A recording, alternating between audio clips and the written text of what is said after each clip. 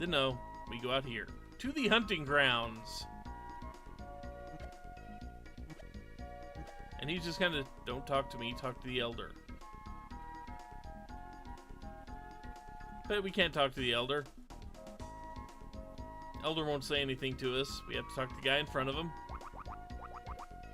So he's showing us we need to sniff things out.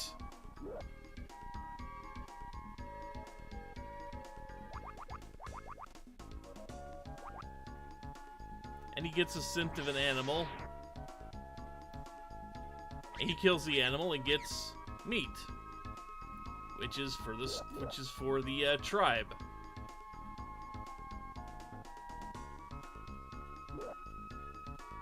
So now we are being told we have to go, and we are unceremoniously kicked out of there. And the elder's going to stand guard until we get a few meaty bones. And he just kind of showed us press the Y button, you idiot. And indeed, we press the Y button and clouds show up, including one from the elder himself there. Which means Pogo can basically beast track. And indeed, if we interact with that cloud, if it will let us. The wind must be blowing that way today. It doesn't really matter which way the wind's blowing. We interact with it, it's like, oh yeah, that smells like the old man. So now, enemies are, well, besides the obvious, enemies in this game, at least in this chapter, are, invisible. They're not random. There are no random encounters, at least not in this section. But they are invisible tiles that you have to bump into. With Pogo here, you can, sniff right and left, and he will get the scent clouds that show where an enemy is, at least at one point in time. And then if you manage to bump into the tile, you initiate combat. Except in one case, and I will talk about that when it becomes more relevant.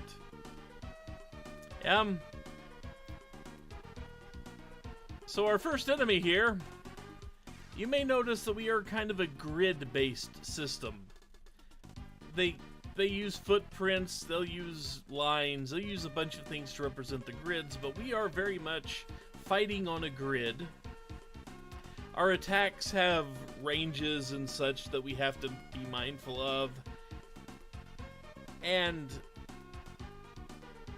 it's kind of time-based, kind of not.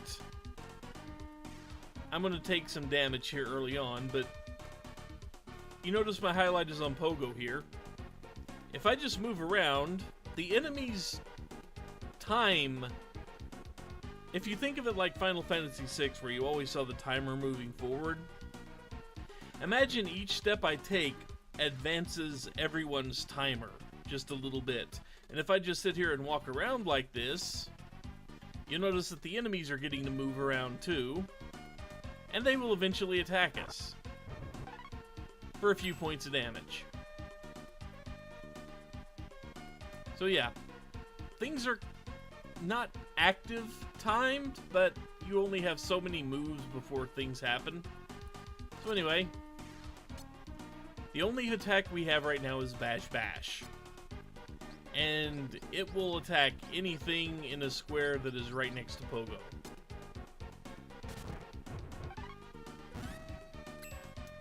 And I don't know if you saw the name of this.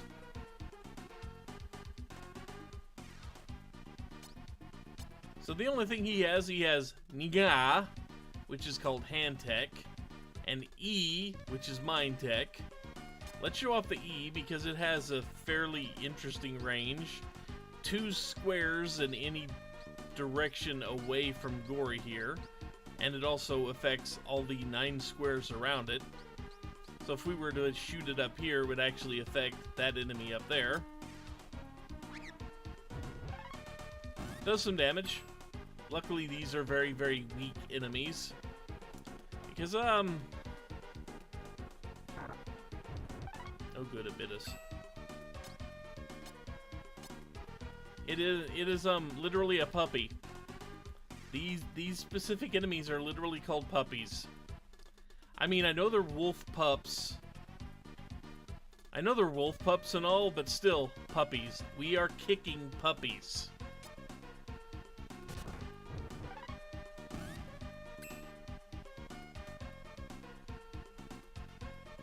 That one's just trying to run.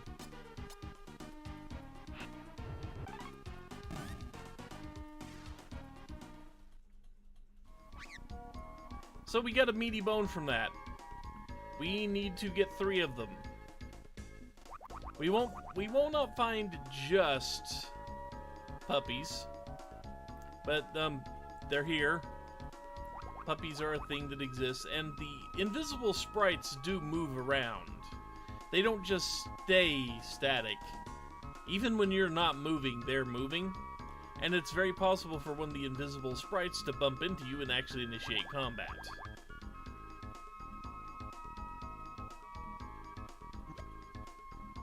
And that one is some type of food.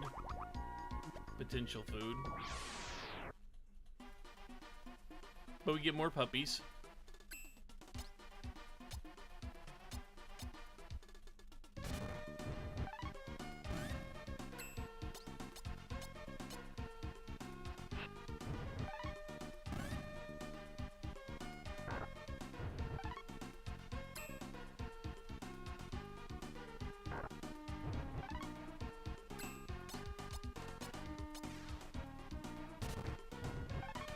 Yeah, I mean, I'm not going to blame you for being a bit sad at the start here, but we are literally just going to kick puppies. You may notice that we are not severely damaged. It's because whenever you get out of battle, you immediately heal. You restore all your hit points and your status between battles, just automatically.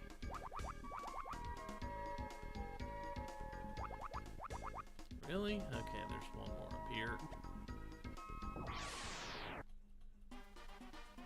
And more puppies.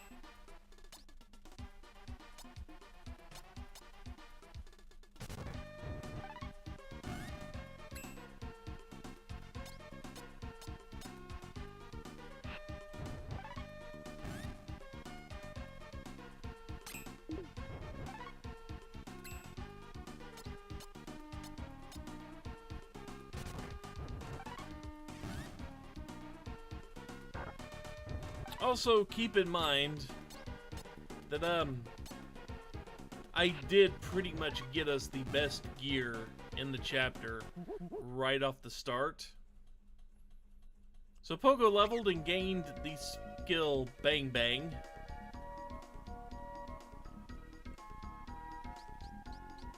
And to see experience, you go into the equip screen for some strange reason. Gory starts out fairly higher level than us. He starts out at level 4. And he's not gaining much experience from beating up puppies, as you kind of would expect. But anyway, we have gotten our 3 meaty bones. Let's make sure no more enemy encounters are just kind of hiding.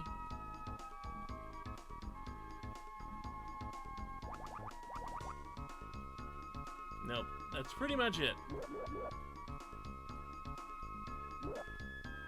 And he just wants to remind you, you press Y to sniff out things. And we can leave. And now that we've left the area, so to speak,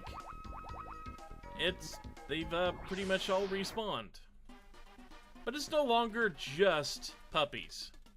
It's now various creatures.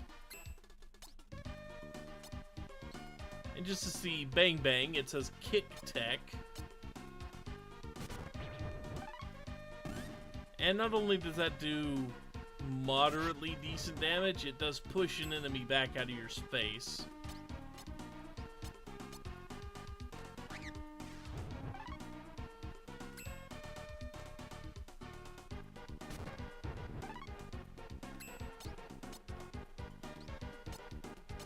Yeah, kind of rhino camels, kinda. With the antler on their nose. And this would be, if you didn't know about the trick with the 20 sprinting dudes, This would be where you would gain most of your crafting items.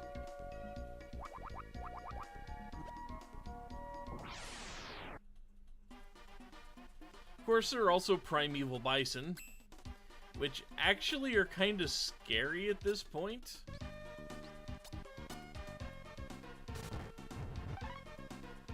Or they would be scary if we weren't geared out to the teeth.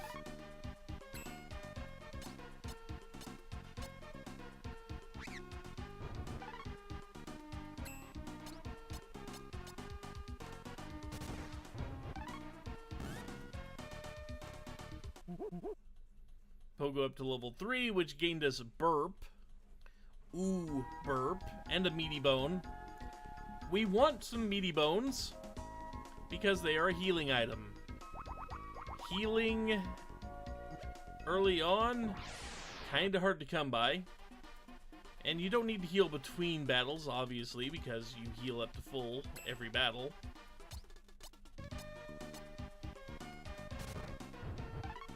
I will wait a second to show off the burp.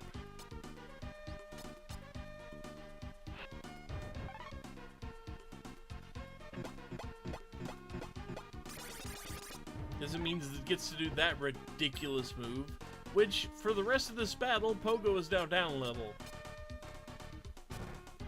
There are buffs, there are debuffs.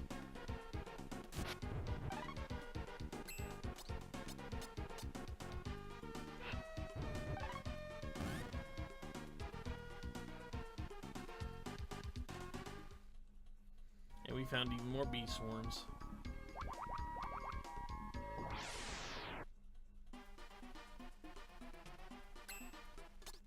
And now, as promised, we literally kick a puppy.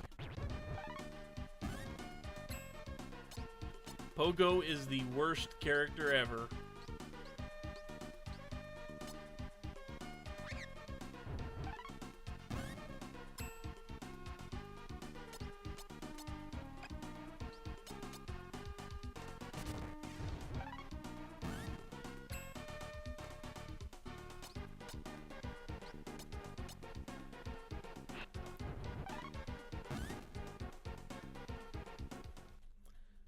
Unfortunately, well, fortunately, the puppies don't show up once we get out of the starter area.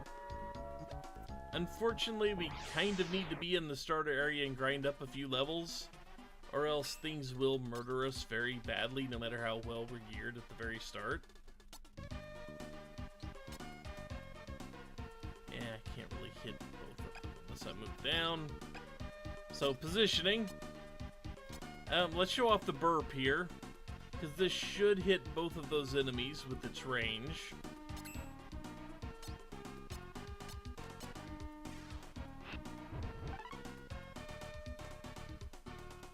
Of course, some attacks take a second to actually charge up. You have to sit there for a few moments still while your attack does its thing. And in this case, that ain't a burp. Burps don't typically poison animals. I'm just saying.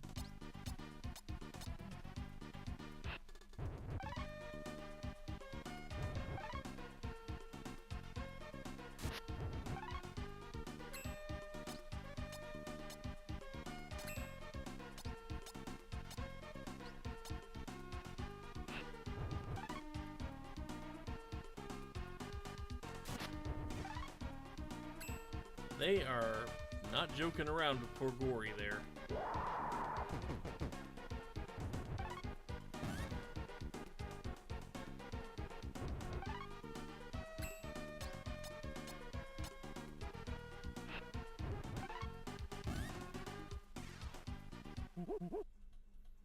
And that immediately levels him up to 4, where he gains the power of ZZ, and he gains Eh.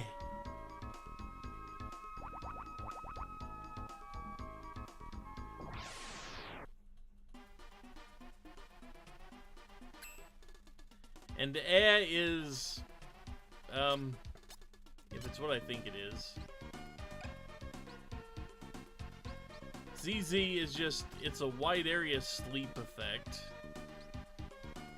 I might be able to hit 3 people with it here. It doesn't do damage, but it does put them to sleep where they can't move for a second.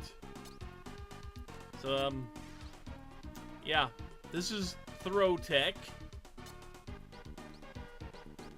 And it covers a fairly large range.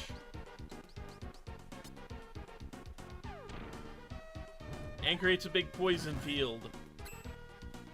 That is exactly what you think it is.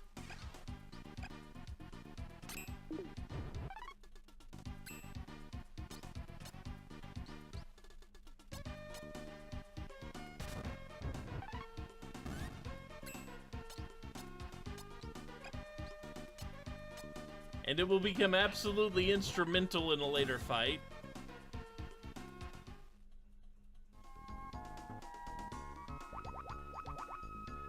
But we actually need to get Pogo here up to level 6 before we leave. So we're not too far from it. It'll still take a second.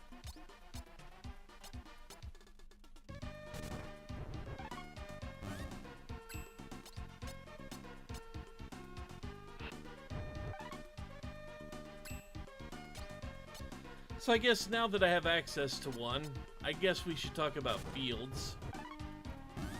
If you or the opponent has a skill which lays down fields, that is, they kind of coat the battlefield one color on the grid,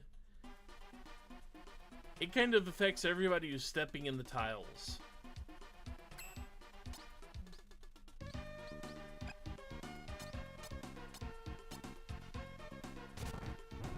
We are just going to keep bashing away because it is, right now, it is the strongest as far as damage-wise attack we have.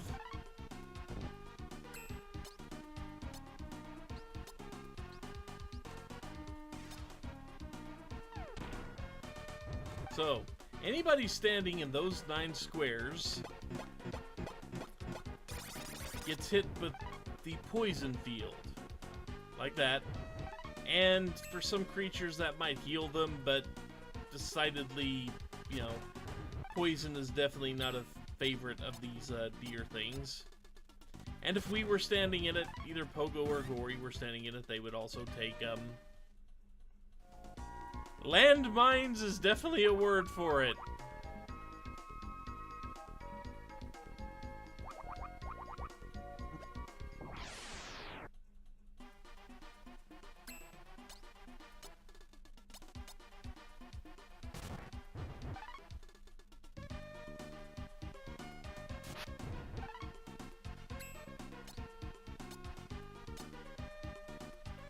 See, I could launch that there, but that would hit poor Pogo in its wrath. So I'll put it up here. So now he's standing in poison fields, and they will chip away at his health a little bit. In this case, it did just enough to finish him off. We found another meaty bone. Good for us. We have how many meaty bones? 2? We actually want a lot more than that.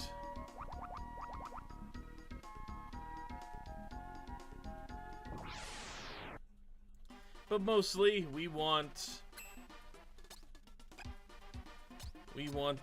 levels.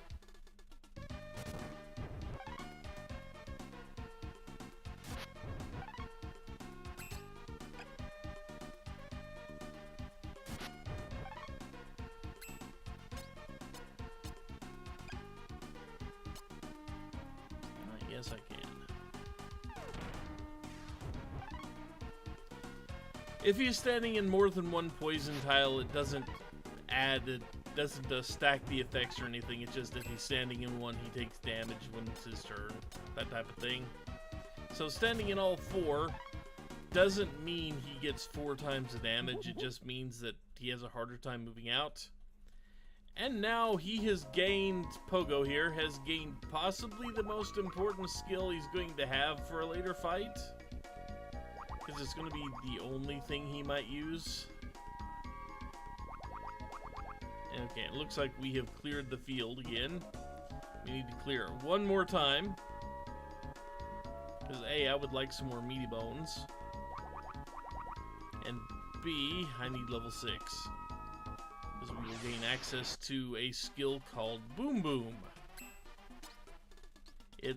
I know it sounds silly, but hang in there.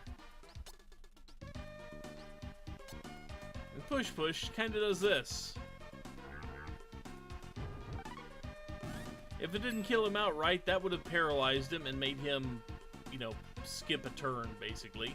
Paralysis only works for a very short time on anything. So, if you can manage to get a high accuracy... Yeah, let's just send it over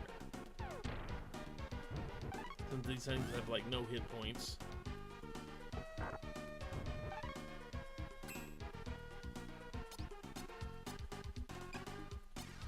Yeah, it'll kill him regardless.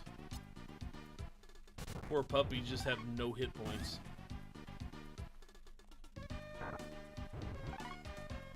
As you can see, tiles will revert to normal tiles.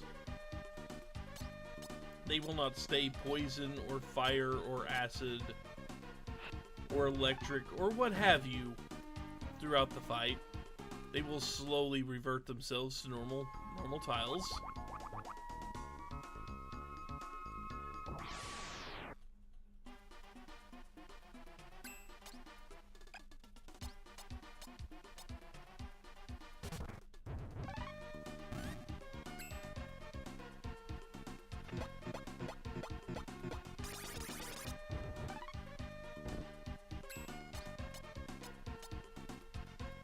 Whatever that is, I think it's rude. I don't think it's any more rude than throwing poop at people, but hey.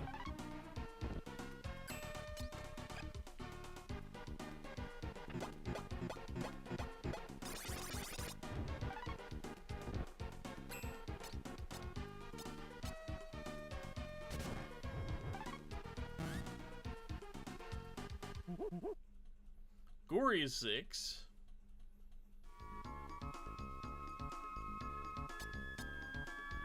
And he's got a ways to go.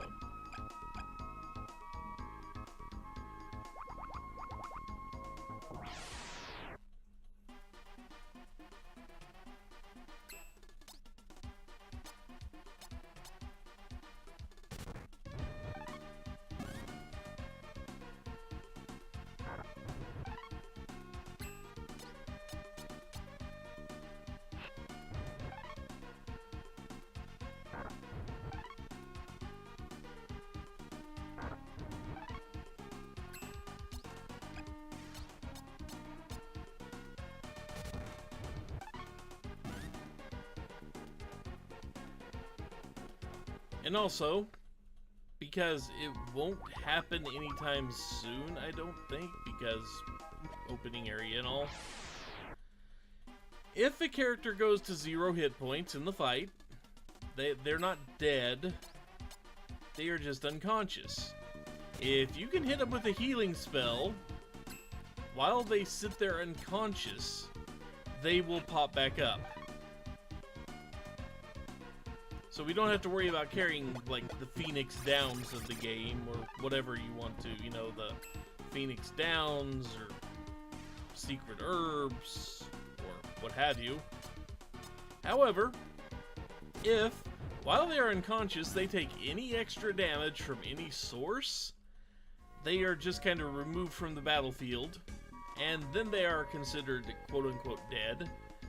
But the next time you if you win the battle and, you know, get back in the field, they are fully healed.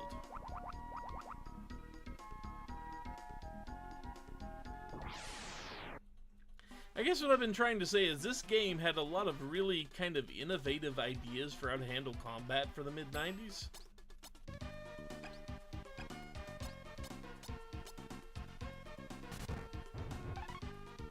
It definitely had some unique takes on it. However, an unconscious person, of course, cannot actually do anything. So if your entire party gets knocked unconscious, then it's as good as being dead. Because no one's going to be able to cast a healing spell or shove a meaty bone down anyone else's throat there. Take that last statement for what it's worth.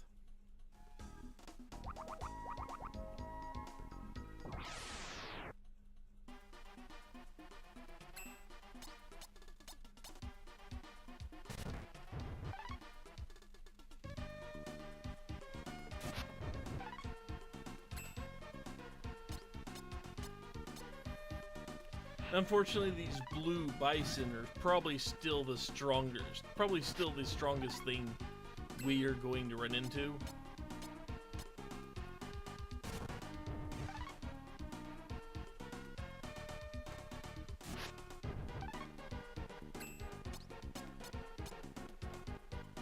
I guess the pink are still... Yeah, the pink are right up there with them.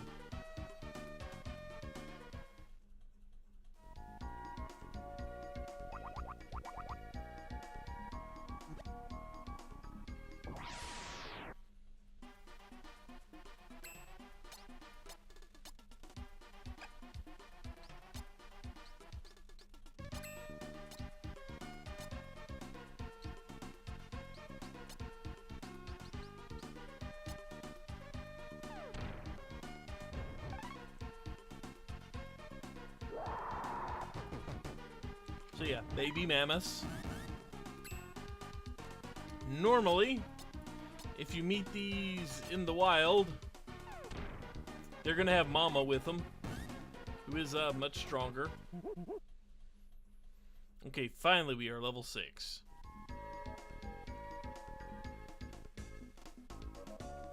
Which means we are not about to get brutally murdered by what's coming next.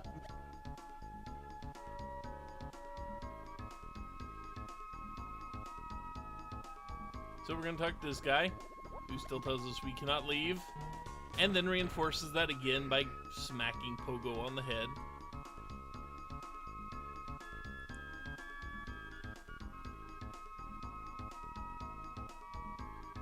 So we go back in here, talk to the Elder. The Elder reminds us that the Y button is the way to progress.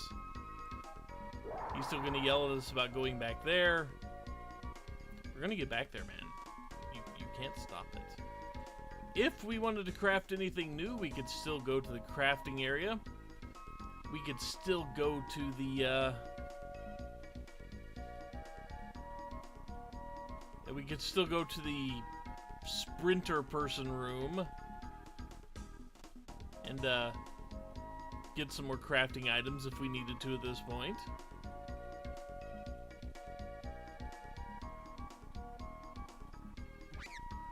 And of course we still get yelled at for trying to get a meaty bone.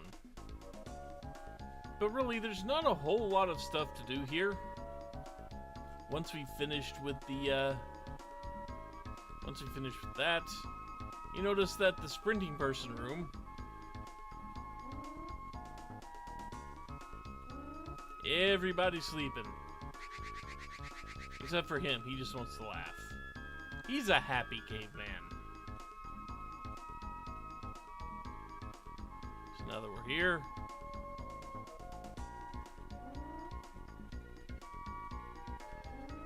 yep, pretty much everyone out cold. Let's see, which divot was it? This one? No, where? Maybe this one. Yeah, we walk back in our room and Gory just immediately dives for bed. So, I mean, we could try to leave and go do things, but nothing's going to be really open at this point.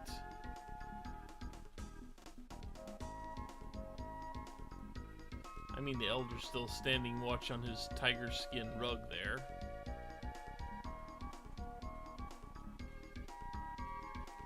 So without much else to do, we'll go to sleep.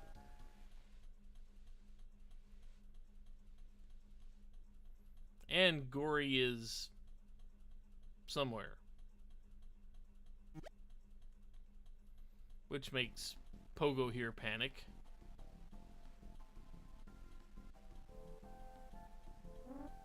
He's still sleepwalking.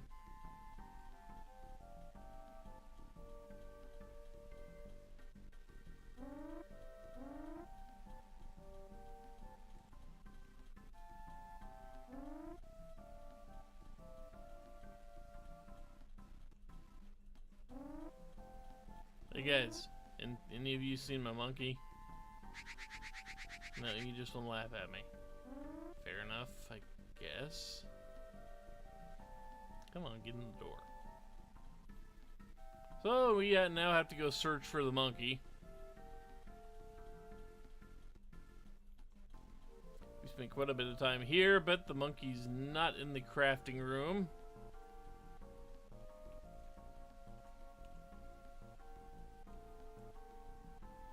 The elder is not on his spot there. The elder is asleep and has one big massive meaty bone all to himself, but he also has a stone knife and a leather cord back here, just to help speed your crafting along.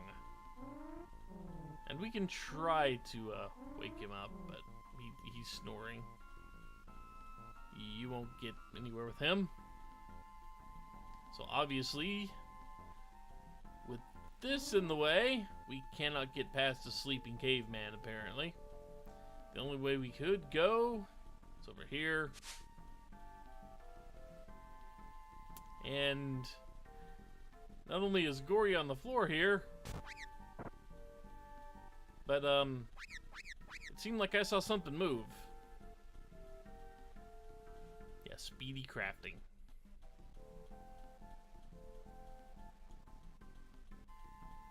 So now we have Gory back, but I could have sworn I saw something dive in here.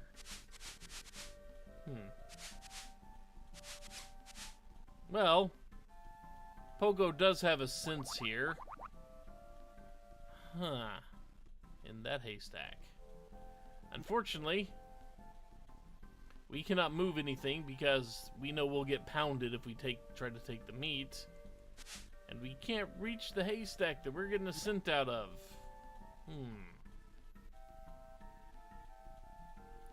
So let's do this. And you may have seen it up in the upper right. That haystack just devoured a meaty bone as we left.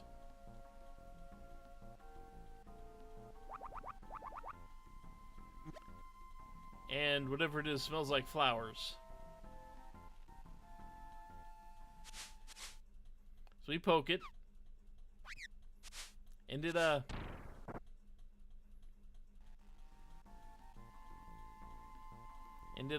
shook the haystack at us, which scared us. So it's coming out of there, huh?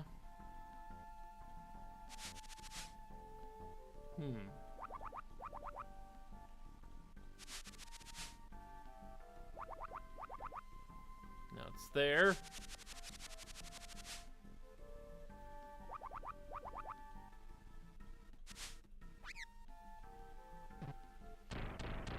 So Gory just beats the ever-loving hell out of the haystack, and it goes over there now.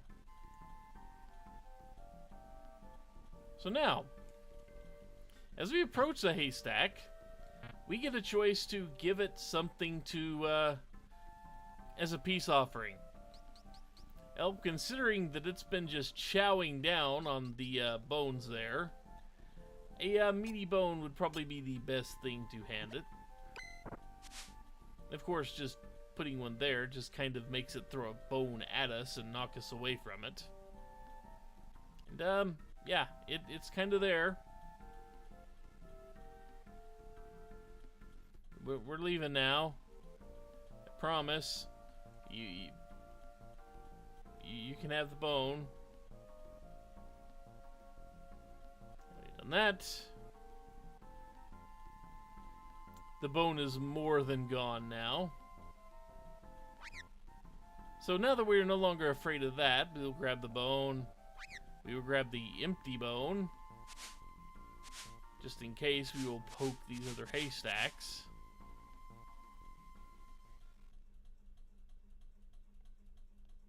We will kind of back off from the walking haystack, only to reveal that, just in case you hadn't guessed it, it is the woman.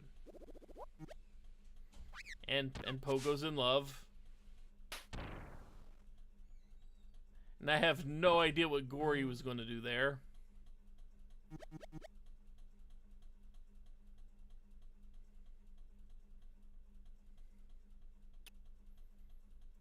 So, the fact that we gave her meat when she was starving kind of makes her fall in love with Pogo there.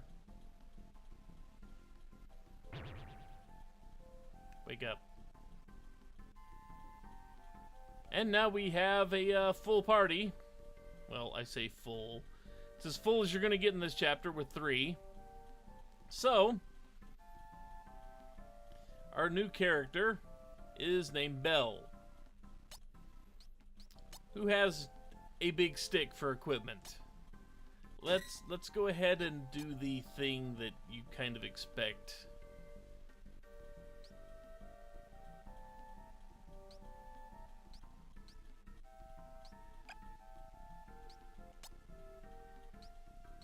These both the same, mostly.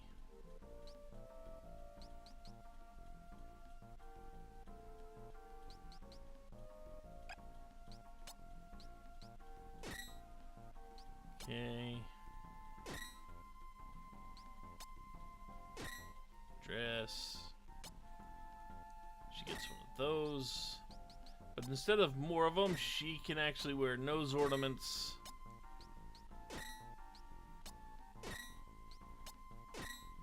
There we go.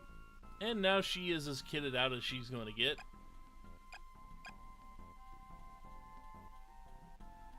This will not come into play till later, though. So now we're totally walking around with this strange woman that we met in a haystack. You're asleep.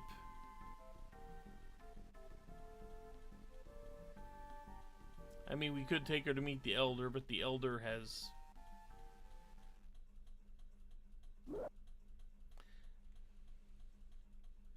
He's going to have a vision here about what would happen if he'd show the elder this woman.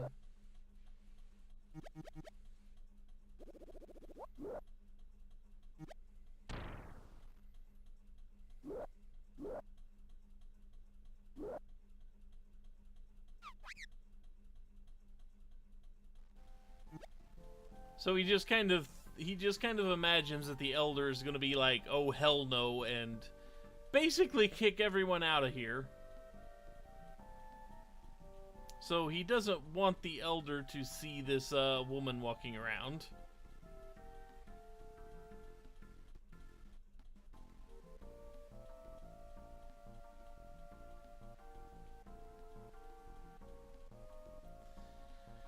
I don't know, other than the fact that the elder might just be a xenophobic jerk. Oh look, sleeping man in the hall might wake up and see the woman. So we kind of carefully move him over to the side, poke him a couple times, make sure he's still out. He is, so we wave our friends in and he wakes up, which causes everyone just to run back.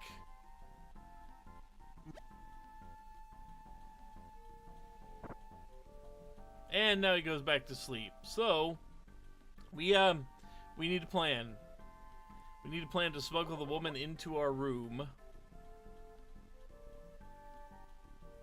Which, because these are cavemen and not that bright,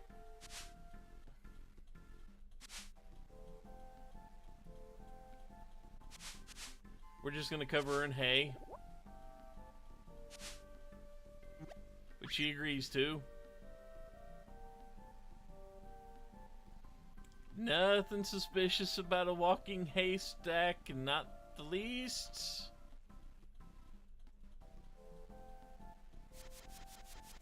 Then shove you over side again.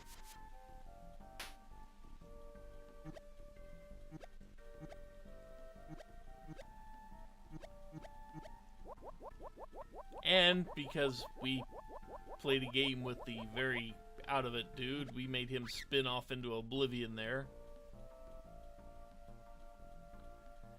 I honestly don't know which room he went into, but will it let us go in the other rooms? Yeah, we can. It'll also let you walk the fire next, or the hay next to the fire, but yeah, no one's going to wake up and take notice of us. He's sleeping again.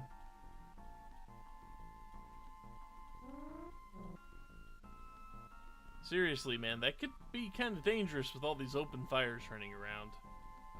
I'm just saying.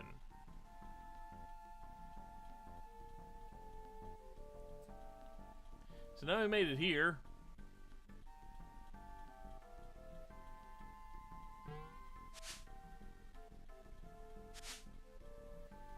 And unfortunately, there's no place for her to sleep. So we kind of smack Gory and knock him out of bed. And offer her Gory's bed. And kind of make it a double bed. Or technically we offer her our bed and take Gory's bed. Which she accepts.